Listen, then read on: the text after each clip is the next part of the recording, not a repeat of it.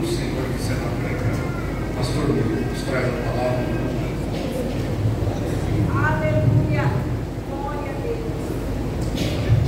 Glórias a Deus. Cumprimento a igreja com a paz do Senhor mais uma vez. Amém. Estava bem tranquilo ali, irmãos. Louvamos a Deus, irmãos, pelo culto, pelos louvores, a adoração, a palavra, tudo que o Senhor já falou conosco até agora, o louvor que acabou de ser entoado. Eu só quero adorar. A adoração, ela muda a circunstância, ela muda a situação. Eu disse nos louvores congregacionais que o louvor, nós louvamos a Deus quando nós recebemos algo do Senhor, mas a adoração, ela vem dos lábios daquele que entende que o Senhor é. Essa é uma grande diferença. A pessoa que louva ao Senhor, muitas vezes louva diante da circunstância, dos momentos bons. Quando ele chega no momento adverso, ele fecha os teus lábios, ele não expressa mais o seu louvor ao Todo-Poderoso. Mas aquele que tem um coração adorador, é como foi louvado aqui pelo Saulo, né? Tudo que eu tenho foi Ele que me deu. Então, às vezes você chega na pessoa deitada no leito, a véspera de partir para a eternidade, você chega lá e pergunta para ele: como é que está, meu irmão? Ele vai dizer assim: graças a Deus, estou muito bem com meu Jesus. A circunstância não é circunstância de louvor, mas ele é adorador. É a grande diferença. Mesmo que tudo pareça contrário, né? Há uma diferença, né? Culto missionário, irmãos, já foi falado nessa noite, já foi apresentado a alguns missionários. Estava até esperando hoje, nessa noite aí, temos alguns irmãos. O irmão que foi nomeado para estar cuidando aí das missões do setor. Mas quando nos é dada a oportunidade, irmãos, né? Às vezes eu falo, olha, no outro dia eu falei lá no Canadá, eu não estava esperando a oportunidade, mas nem porém estava sem estar preparado, melhor dizendo. E eu estava meditando um pouquinho nesta tarde, no livro de 2 Samuel, no capítulo de número 23, 2 Samuel, capítulo número 23. A palavra de Deus diz assim, vai falar sobre alguns valentes de Davi, os 37 valentes que Davi teve. Eu vou destacar aqui o primeiro valente, somente este, depois de um grupo de valentes. Versículo número 11 diz assim: e depois dele, é uma narrativa, né? Porque no versículo número 9 vai falar de Eleazar, né? Daquela passagem daquele homem que ele enfrenta ali os opositores, né, os medianitas, e a Bíblia vai falar que quando terminou a batalha, ele não conseguia soltar a espada, que a espada ficou pegada na mão dele, os dedos dele não abriam, ele segurou, batalhou. Aqui falei depois dele, depois dessa situação, vai narrar aqui sobre um homem, eu achei muito interessante, por nome Sama, filho de Agé, ou Ararita, quando os filisteus, melhor dizendo, os medianitas, os filisteus, se ajuntaram numa multidão, onde havia um pedaço de terra cheio de lentilhas, e o povo fugira de diante dos filisteus. Quando nós olhamos para a passagem de Gideão, você vai ver ali que narra da seguinte forma: quando Gideão estava malhando o trigo no lagar, para separar ali, dos medianitas. Então, esses povos, quando eles partiam para guerrear contra o povo de Deus, eles iam em número muito grande, E ele fala que eles eram como gafanhotos. O tamanho e a quantidade que tinha de pessoas durante aquelas pelejas. E aqui fala a respeito dos filisteus e esse homem por nome Sâmuel. Vai dizer aqui que todos fugiram. E aquele homem lhe tomou uma missão. Enquanto alguns que estavam ali, talvez, colocados para defender aquele campo cheio, coberto de lentilha. Lentilha seria uma alimentação, talvez a provisão dele, das famílias, dos familiares, dos soldados. Mas um grupo deles ali diz aqui: correram, fugiram.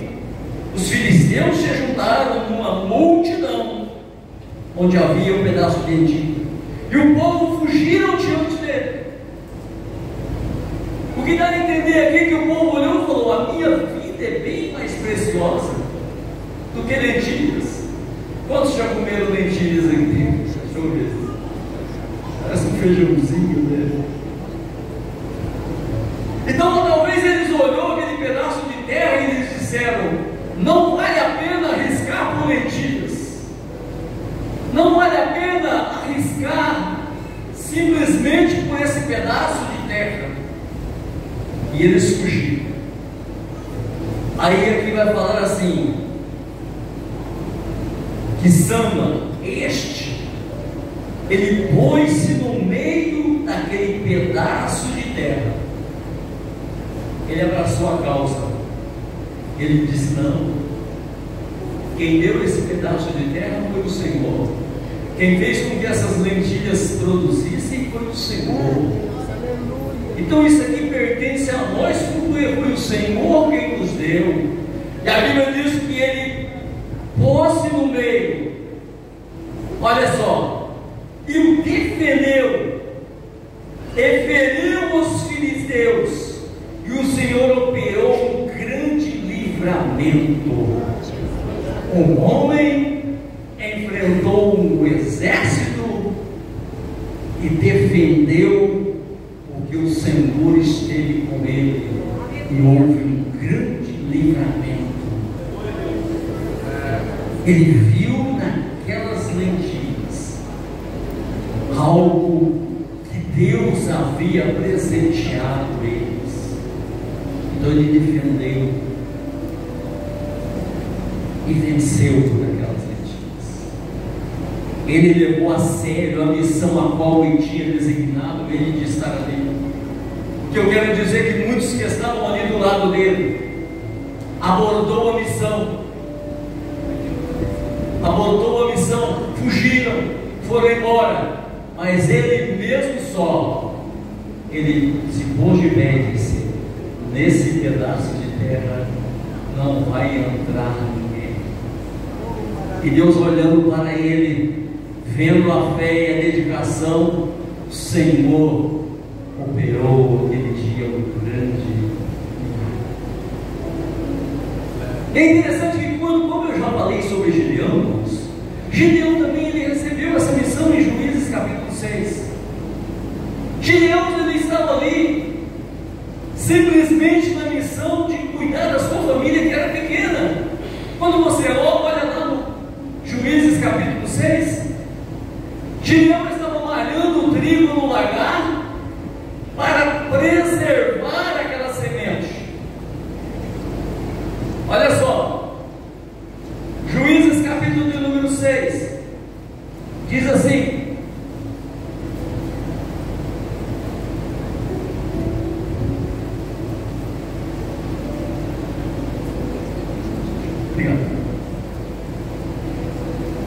Deus olhando para Gideão como olhou para Sama, mais adiante, então o anjo do Senhor veio e sentou debaixo, né, do carvalho que está em Ofra, que pertencia a Joás, o Abezito. E Gideão, seu filho, estava malhando o trigo no lagar para salvar dos medianitas.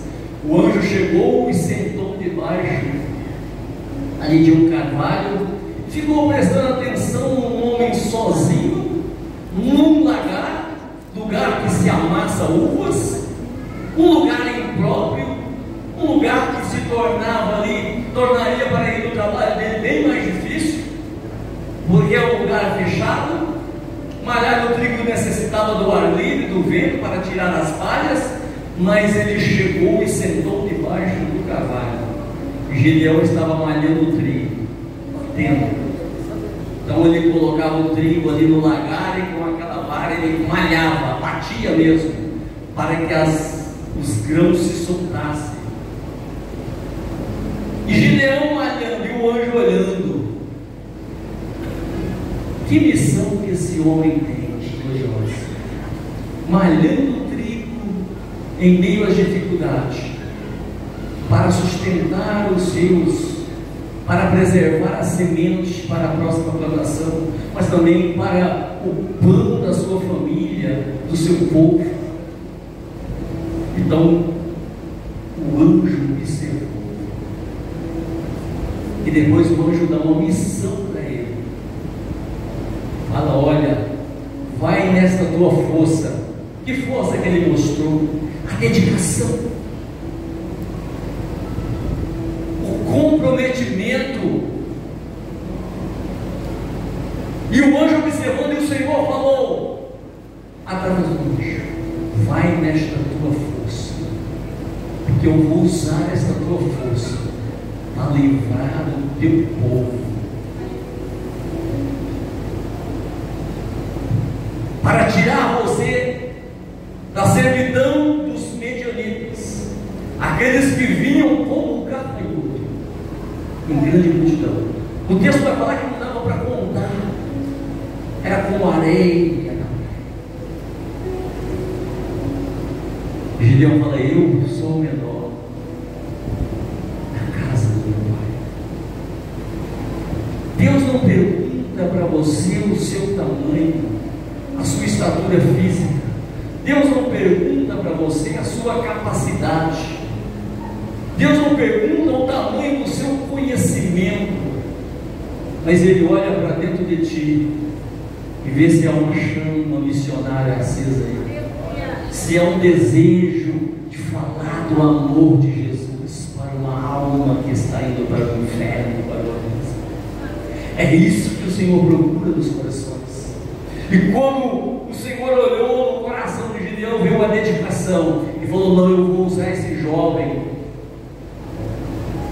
para salvar este povo desses medianitas. É interessante que tinha 32, caiu para 10, caiu para 300. Gideão agora olha e fala do Senhor, fala para ele: olha, nessa tua força, com este 300 vai ter o livramento. E é interessante que se lá com Davi, Eleazar ficou com a espada pregada na mão, se Sama precisou empunhar a espada e não permitir que os filisteus entrassem naquele pedaço de terra prometido. Na questão de Gideão, o Senhor falou para ele: olha, vocês vão vencer soprando as buzinas, batendo os cântaros.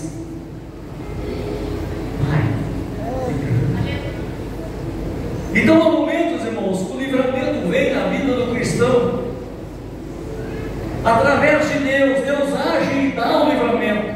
Você não precisa fazer absolutamente nada, mas há momentos que o Senhor permite que você entre na batalha. Há momentos que o Senhor olha para ti e fala: não, eu quero te ver batalhando. Ele coloca uma missão nas suas mãos para fazer e fala: eu quero te ver guerreando. Você tem condições, você capacidade para batalhar. E é assim que o Senhor muitas vezes vai agindo nas nossas vidas. E é interessante, quando nós olhamos aqui para o texto, voltando aqui para Sama, e olha para aquele pedaço de terra com lentilhas, a pergunta que vem à nossa mente é: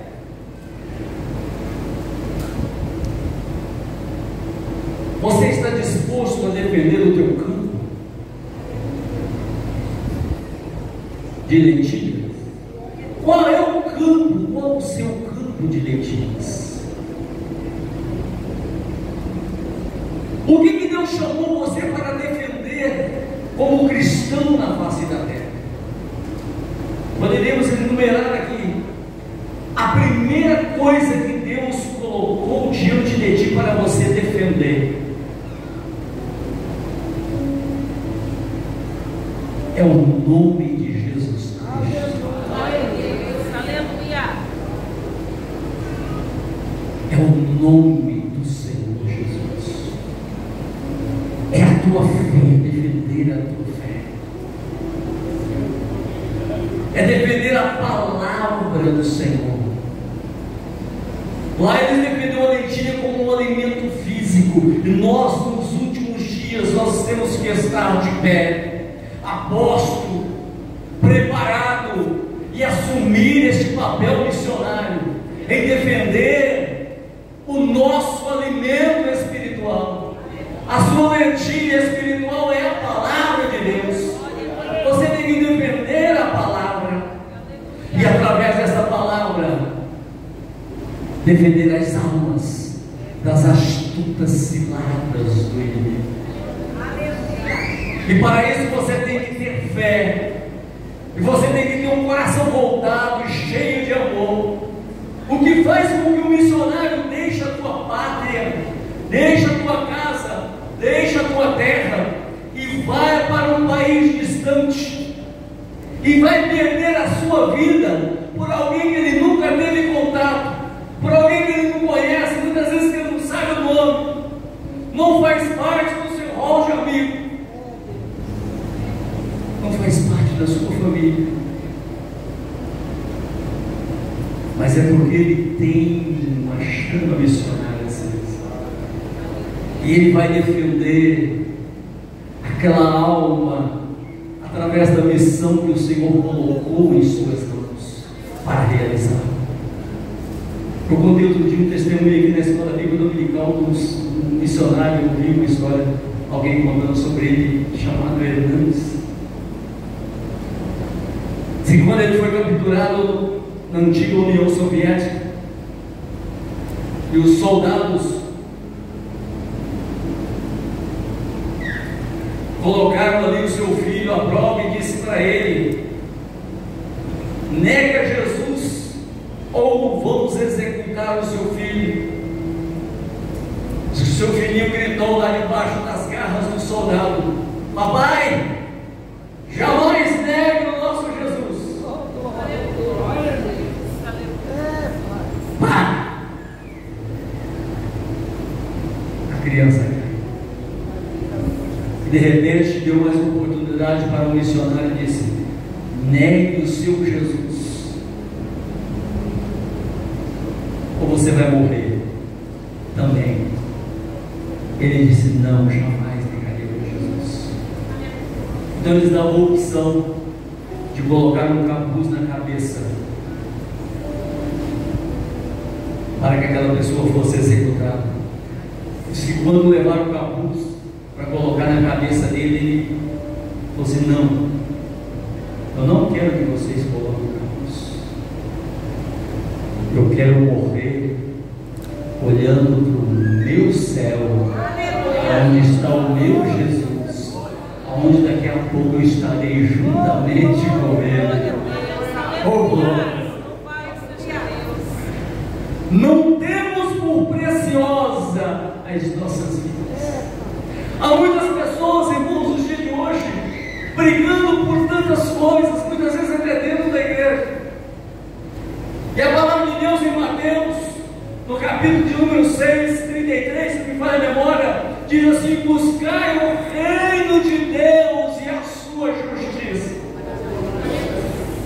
A maior riqueza que você tem nessa noite, o seu campo de lentilhas número 1, é o reino de Deus e a sua justiça. E aí coloca uma vírgula e fala assim: mas eu também vou te dar coisas. O senhor evangelista aqui testemunhou, recebeu coisas. Mas eu também vou abençoar você com coisas. Eu vou acrescentar coisas na vida de vocês. Todo mundo testificou. Veio a promoção, veio o documento ali, o credencial da forma. Então, quando Jesus falou, busque o reino de Deus, então a prioridade, o seu campo nesta noite de lentilha, a sua prioridade é Deus. E as demais coisas Ele vai acrescentar. O seu carro que está estacionado lá fora é coisas. Tua casa é coisa.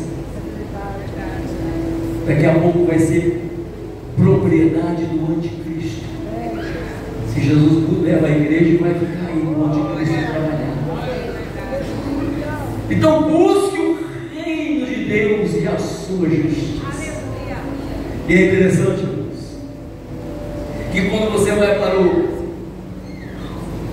2 Samuel 23, onde nós estamos meditando, no verso de número 14, diz assim: olha como priorizar Deus e tudo que nós temos de mais valor nas nossas vidas, que Deus nos deu, não é nossa, nós entregamos para Ele.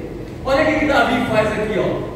Davi estava então num lugar forte, né? E a guarnição dos filisteus estava então em Belém.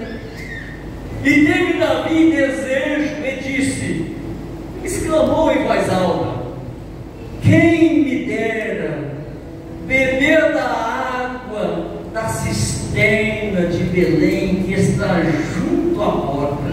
Devia ser uma água muito boa, muito pura. Então Davi aqui,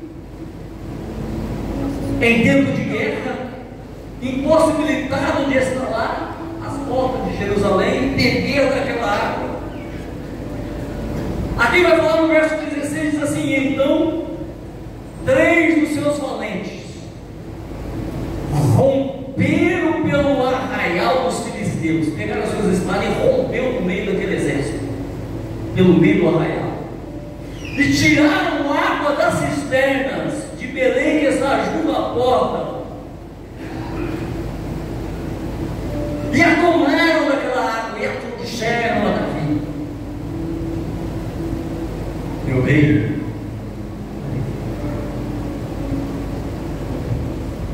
enfrentamos a adversidade, mas buscamos para ti a água que o Senhor exclamou, que estava com saudade e desejoso de beber. Aleluia. Trouxemos para aqui.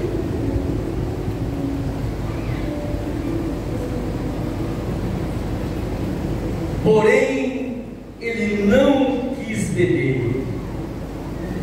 Sabe o que Davi fez?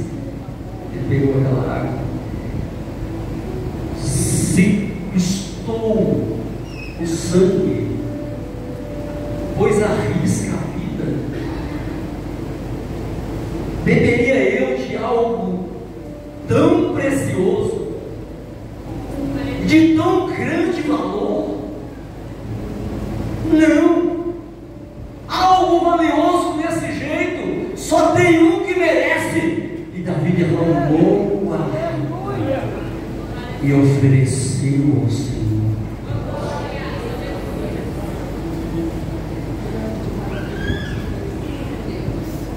O que você está disposto nesta noite a oferecer?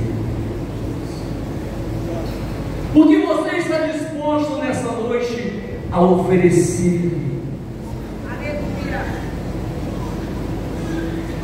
Se a sua primeira, a prioridade em termos de riqueza, em termos de prioridade é Deus, Aí tem um patrimônio terrestre que todos vocês aqui, todos nós valorizamos muito, que é a nossa família. O teu campo de lentilha também é a tua família.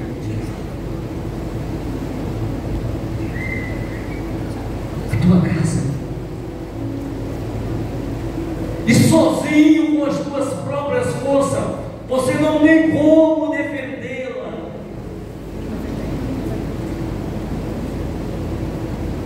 O mundo está lutando para nos destruir, para acabar. Viu um jovem conservador nos Estados Unidos que defendia a família? Essa semana, numa faculdade. Hoje se defende o Evangelho, o nosso campo de lentilha, se defende o nome do Todo-Poderoso.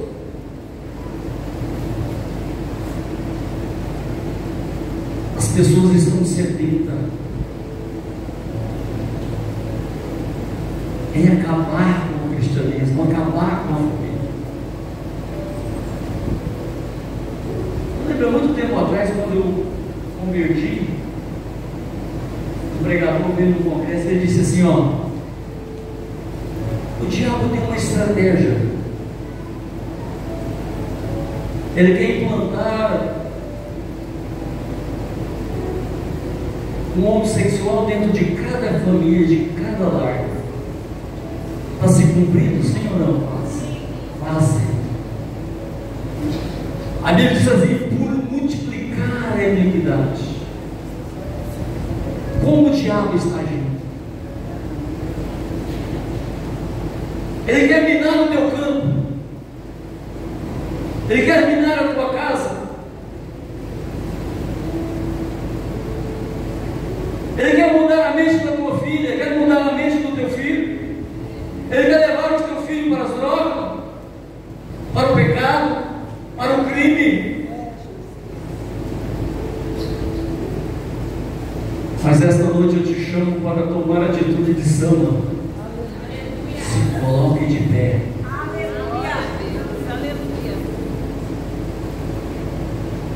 E depois de colocar de pé, rosto no pó,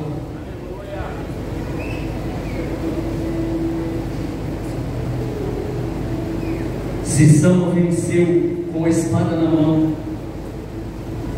Por muitas vezes nós vimos lá no Antigo Testamento Deus falando para o teu povo: nesta peleja não tereis que pelejar, deixa a espada guardada da bainha, eu entrarei e pelejarei por vós. E nunca se precisou tanto de Deus como nessa atualidade, nesse momento.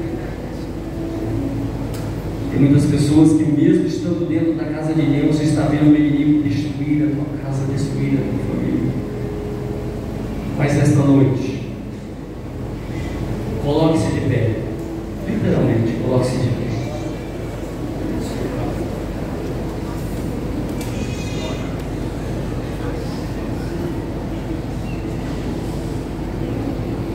Faça como Neemias, coloque na brecha. Sabe que jeito que Neemias fazia os muros de Jerusalém, quando nós vamos estudar ali na Etade? Ele trabalhava com uma mão, colocando ali os tijolos, edificando o muro, e na outra ele segurava a espada, porque ele construía, mas tinha alguém tentando destruir novamente o muro. Então, nesta noite, permita que o Senhor Jesus seja esta muralha à volta, como a cerca lá de Jó. O diabo disse: como que eu vou mexer com Jó? Tem cercado ele. Nesta noite, coloque-se em batalha para defender o teu campo de mentiras, defender a tua casa, defender a tua família. Essa é uma missão que todo mundo tem, todos nós recebemos. Mas não somente isso. Tendo oportunidade, não cesse de anunciar esse Jesus. Porque você não foi chamado só para defender a tua casa. Através do Evangelho você foi chamado para defender pessoas, famílias. Aquele que estava jogado na calçada, aqueles que estão encarcerados, todas as pessoas que têm uma necessidade de Jesus.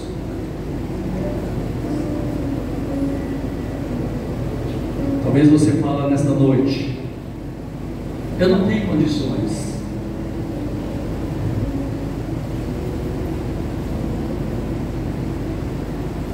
Talvez você fale assim: eu não tenho nada. Mas foi falar nesta noite: eu não sei o que Ele viu em mim.